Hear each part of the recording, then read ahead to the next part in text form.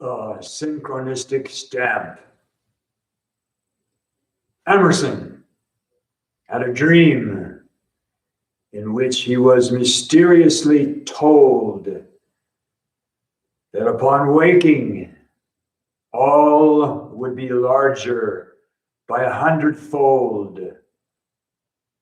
Every tavern, every tabernacle, every tarantula, every twig, every tree, every toad would be 10 tens as big. But this aberration would be abhorrent to both God and men. Every inch of this gargantuan world times 10.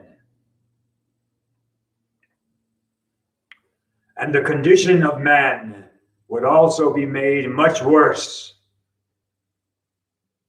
Prison guard was made from guardian, necromancer from nurse.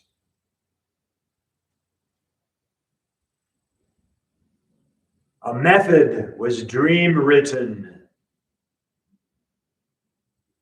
to break this horrible curse, finding the one thing of size unchanged.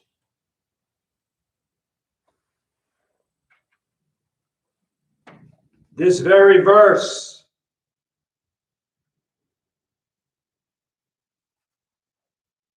But Emerson, like most, usually ignored the wisdom he read. And wise words on him were wasted, like lecturing the dead. One destined day, as he was going through his papers, had written a letter to his friend, boasting of his capers, requiring postage. His eyes fell on an odd stamp. It had hundreds of tiny letters, so he fetched a bright lamp. With magnifying glass, examining both stamp and soul, he shed a remorseful tear, which is halfway to whole, and understood the meaning of what the stamp said, that the dream spoke in metaphor about his swelled head. So,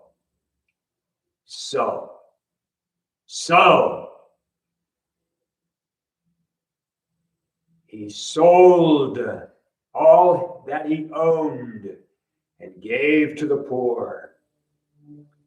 Thus the errors of his soul were magnified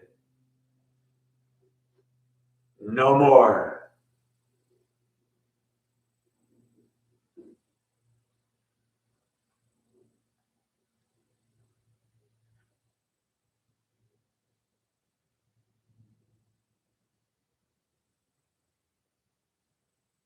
Some of us are blessed enough to have the ability to see omens, signs in the skies, signs in the stars in the heavens, like Jesus spoke of. Some of us never really see omens. Does that mean omens do not exist? No. The lack is in us. For there are omens everywhere.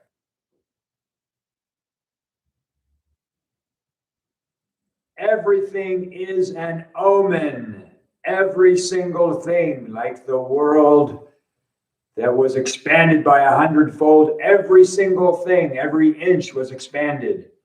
Every inch of what we perceive as an omen, it is an omen for you, for each of us individually. Why? Because the world is our mirror. The world is a reflection. Everything in the world, even the stars, even the shadows, even the sun, even the mountains and streams and fish, even the tarantulas, even the smile on an infant's face. Everything is a reflection of our own spiritual condition. According to Buddhism, everything that we call the universe is a result of our desires at a very deep level, desire to exist, a desire to be in a human body. So everything is an omen. It is up to us to become sensitive enough to interpret it. It's said that on your travels, if you are blessed enough to encounter a saint, emulate him. The encounter is there for a reason. It's an opportunity from God for you to expand the boundaries of your soul. If you encounter a saint, emulate him. If you encounter a criminal committing a crime or vibrating at a very low level, what should we do then? Check your morals. Check your morals. The world is our mirror. So, this poem has to do with breaking the curse. The whole universe is expanded by 100-fold. There's one way to break the curse, and that is to examine closely our world. There's one thing in there, like a clue, that only a great detective would be able to find. And that clue is finding the one thing of size unchanged, a page of poetry.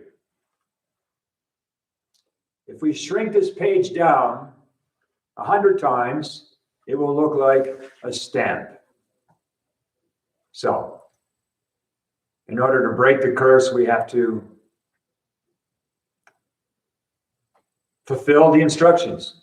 Find the one thing of size unchanged.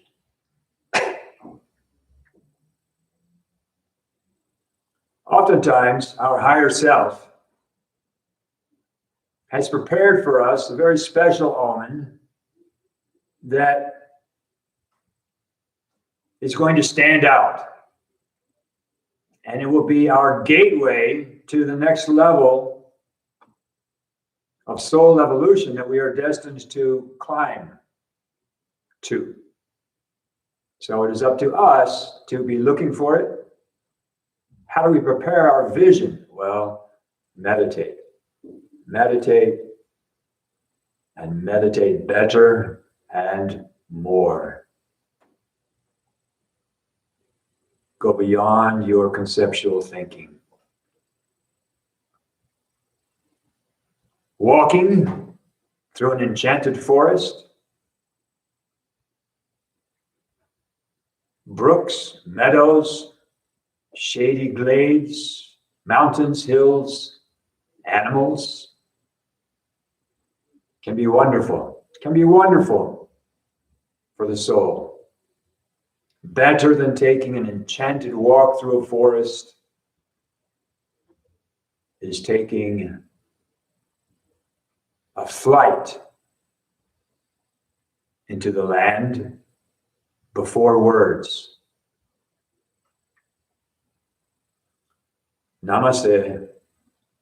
God bless you.